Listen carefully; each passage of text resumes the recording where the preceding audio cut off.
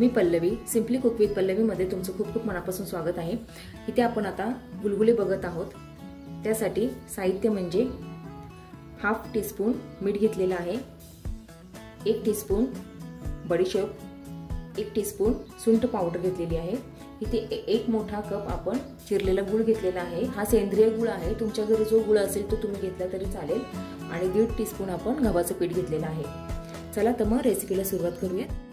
इथे आता मी gas on करून घेते आणि या जाडबुडाच्या पातेल्यामध्ये मी आता हा 1 कप गूळ टाकून घेते आणि यामध्ये मी अर्धा कप पाणी ओतून हा गूळ वितळून घेते। पाणी हे कमी जास्त होऊ शकतं। हा गूळ आता मी पूर्ण वितळून घेते। गुलगुले म्हटले की आपल्याला रमजान ईद आठवतं, कारण त्यांच्यात गुलगुले ही खूप छान पद्धतीने बनवले जातात। खायला एकदम चविष्ट आणि पौष्टिक असतात। मी गॅसची फ्लेम बंद केलेली आहे। हा गूळ आता पूर्ण वितळलेला आहे।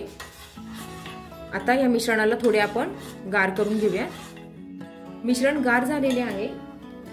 आता आपण हे गाळणीच्या साहाय्याने गाळून घेऊ, म्हणजे त्यातला कचरा हा पिठात जाणार नाही। लागेल तसं आपण पाणी गुळाचं हे मिक्स करू।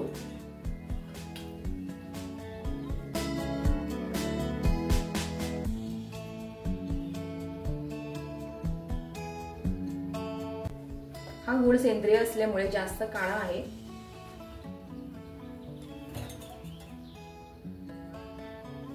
हे सर्व पाणी लागणार आहे।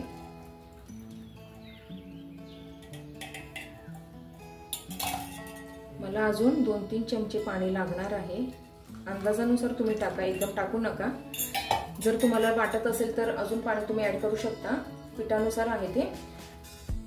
पीठ आपल्याला भज्यांसारखं करून घ्यायचं आहे, पण जास्त पातळही नाही झालं पाहिजे आणि जास्त घट्ट पण नाही झालं पाहिजे। स्टीलचं बाउल छोटं असल्यामुळे त्यात हलवता येत नव्हतं, म्हणून मी या मोठ्या बाउलमध्ये ते ट्रान्सफर केलेलं आहे पीठ। आता यामध्ये आपण 1 टीस्पून जी बडीशेप घेतली होती ती टाकू, 1 टीस्पून आपण सुंठ पावडर घेतली होती ती टाकूया। पिंच ऑफ सोडा घेतला होता, मगाशी दाखवायला माझ्याकडून स्किप झालं, म्हणून मी आता दाखवते, ते टाकूया। आणि चवीनुसार मीठ।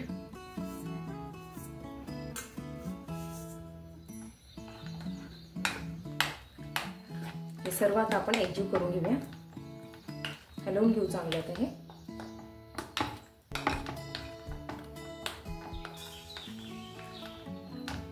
गव्हाचं पीठ चिकट असल्यामुळे हे मिश्रण तुम्ही बघू शकता, जरा चिकटच आहे।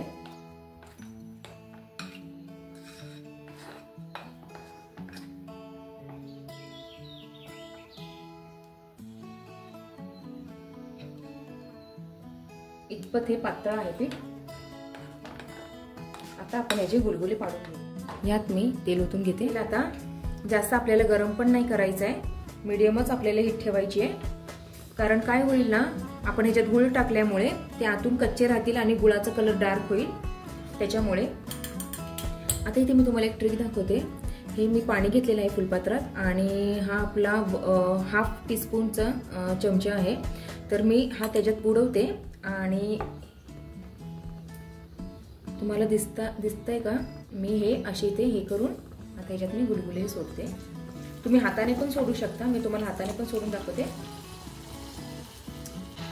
हा चमचा असा टीस्पून हा बुडवायचा आणि ह्याच्यात हे असं घ्यायचं बॅटर आणि तेला सोडायचं। जेव्हा आपण प्रत्येक वेळेस टाकतो तेव्हा प्रत्येक वेळेस तो पाण्यात बुडवायचा आहे टीस्पून, म्हणजे ते पटकन सुटतं पीठ, कारण ते चिकट आहे। हे बघा, आता हे पटपट होतंय आपल्याला।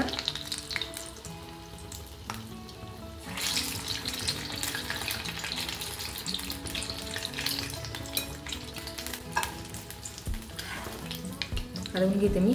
गॅस थोडा फास्ट करते, कारण ते तेल पीठ आतपर्यंत ते शिजलं गेलं पाहिजे। जास्त लवकर तुम्ही काढू नका, मीडियम टू हाय फ्लेम ठेवा आणि चांगलं त्याला तळून घ्या।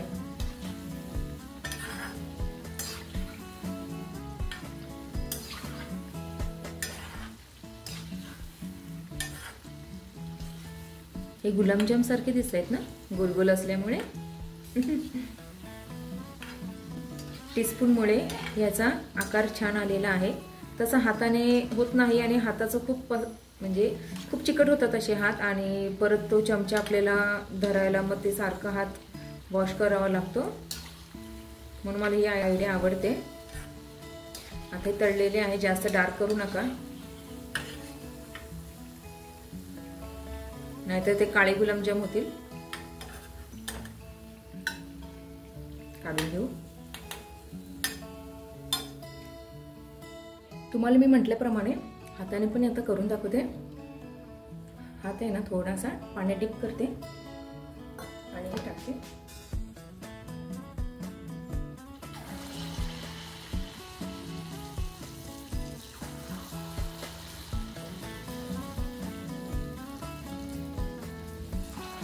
हाताने केले होते भजीसारखे आकार घेतलेले आहेत त्यांनी, त्याच्यामुळे त्या टीस्पूननेच तुम्ही ट्राय करा.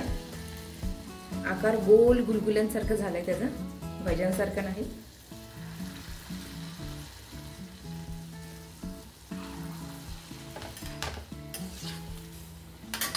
गॅसची फ्लेम थोडी वाढवते आणि तळते.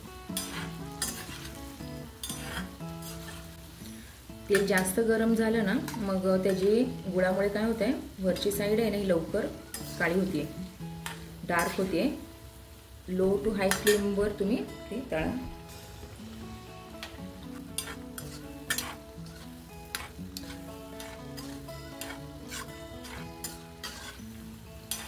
ही रेसिपी पूर्ण बघितल्याबद्दल खरंच धन्यवाद. हे काढून घेते तुम्ही.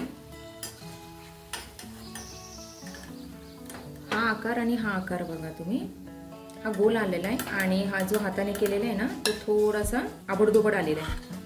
हे बघा, हे भजीसारखं आलेलं आहे हे, आणि गोल आलेले.